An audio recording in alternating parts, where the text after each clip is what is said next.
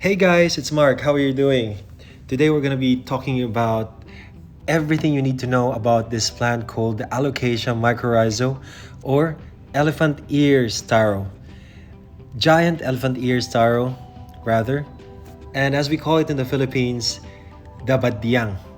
So basically, everything that you need to know about this plant and how we can take care of them to make them as happy as possible in our balcony or inside our homes or even in our backyard.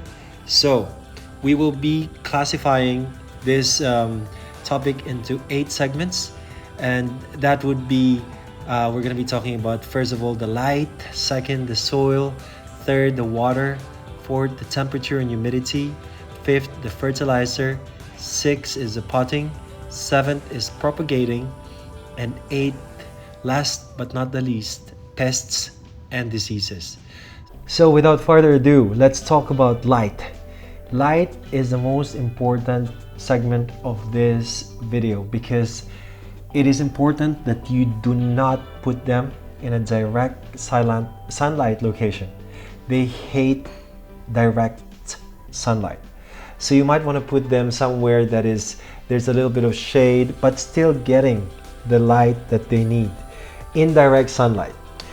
If you give them so much sunlight, the leaves will definitely turn brown. But you have to be very careful because you don't want to be putting them somewhere that they don't get sufficient sunlight, and that would make their leaves turn yellow. So it's between these two. Non-direct sunlight, they'd be very, very happy about, but not getting sunlight is something that they'd be very unhappy about too. So if you are putting them in your homes, inside a house, at your living room, you might want to put them in a window where there's not direct contact with the sunlight, or just put them a little bit towards a location where there is a bright sunlight but not too dark. Now moving on, we're going to be talking about the second most important, which is soil. And now, as you can see in the video, we are going to be driving you down to where these guys actually live or thrive in my island. So we're going to be hiking up a little bit towards this hill in Sentosa in Singapore, and I will show you exactly where they live at their best. And so secondly, most important is the soil. So you want to make sure that if you pot them, you put them in a loose, well-drained potting where there's so much drainage that it doesn't store any water. So choices of soil would be a combination of rice hulls, perlite, cocoa peat. I use dried leaves and twigs.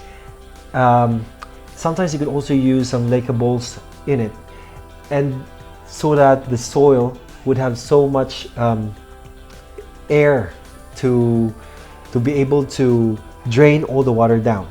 And also your choice of a pot is also important. You have to make sure that there's a proper hole at the bottom that will enable the water to flow down. So that is so important within the soil. As you can see on the video, this area where they grow is a hill where the water would just flow down during rain, but it does not store the water because it just flows down. But still they thrive because they love moving water. So if you notice, these guys actually live so well on an area where there's a river on the side, but there's water flow. They don't want to be super wet, but they don't want to be too dry as well. So now we're moving on to water, which is the sibling of soil. So you have to keep your alocasia plants moist all year. They love water, and you have to water them at least twice a day or once a day. In my case, I water them twice a day because I have them next to my little pond in my balcony. So I just scoop out the water and just water it as much as I can during the day. But of course, making sure that my soil is properly drained. So yeah, a lot of water, but not too much that it would also store within the pot. But if you did your potting or your soil properly, you can water them as much as you want, no problem at all. Next thing is about temperature and humidity. If you notice in the video, the temperature is 30 degrees Fahrenheit, 30 degrees Celsius or 60 degrees Fahrenheit.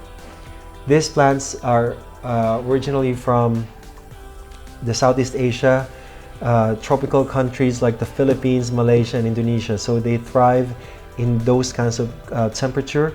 So if you're living somewhere where it's cold and you get winters, you cannot put them where there's so much cold, because they will definitely not make it. Or if you live in a desert where it's too hot, you don't want to also do it, because it's dangerous for these plants. They're just not used to it. So 60 degrees Fahrenheit or 30 degrees Celsius, play around there and your plant should be perfectly okay. Now we're going to talk about something that I don't do to my own alocasia, which is fertilizing. But if you decide that you want to do it, that's fine. You can use either a liquid fertilizer or a granule fertilizer, it doesn't matter, as long as you follow the instructions on fertilizers, because they can actually kill a plant if they're improperly done. Next thing is potting and repotting. These guys grow so fast, and in my case I repot them every 2 months because there's a rapid growth on its roots. So when you repot them, you have to use a slightly much bigger pot, probably 1 inch or 2, but do not get carried away, because these plants grow so fast. As I said, you want to control its growth.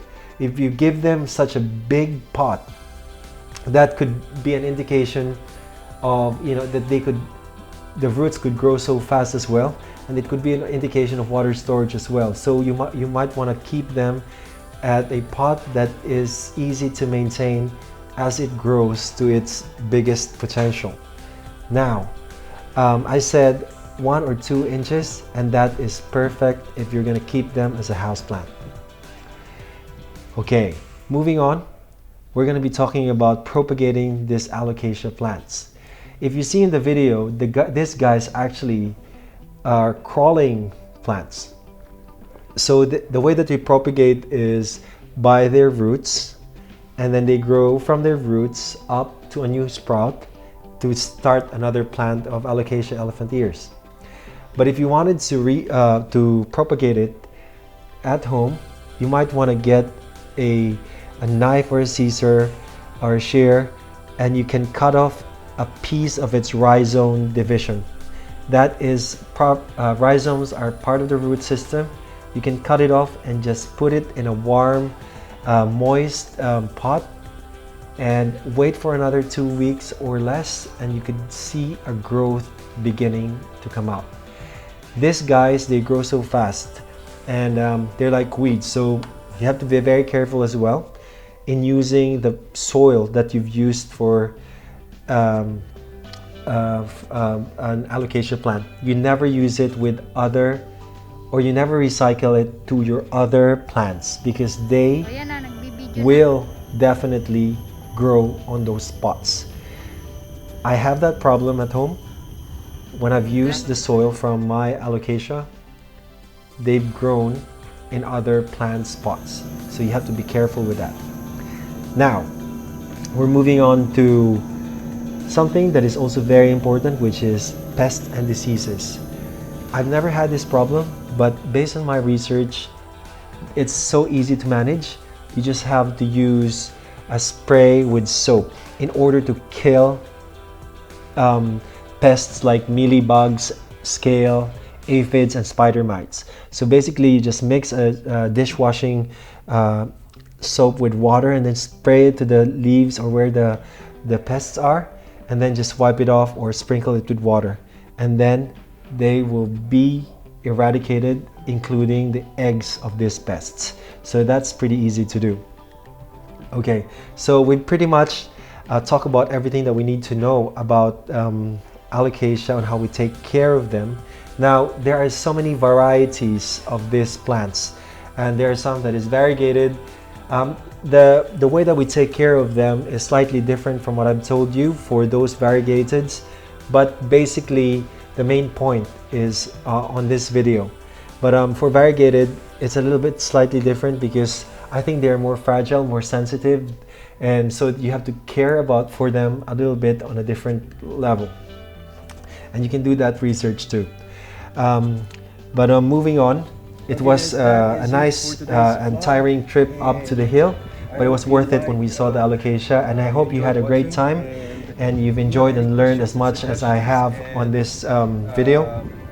And good luck on your alocasia. Don't forget to subscribe and like my channel. Thank you so much for watching. Have a good day. We're hungry at this point actually. We're hungry. We need to eat some alocasia.